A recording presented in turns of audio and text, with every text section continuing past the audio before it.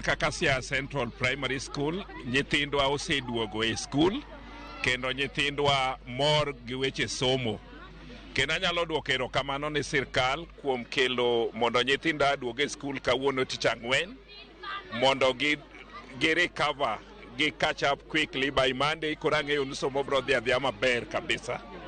Wan kare e skundwa ka, election mane otimre, wan kaka skul ma Sia Central wakete ni gin gik mosetimre kendo wa move on.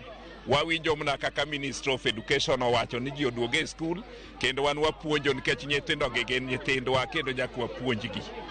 As teachers, as a community, da encourage mna wakel kwe mondo waduto ngimawa odhi adhiya mbele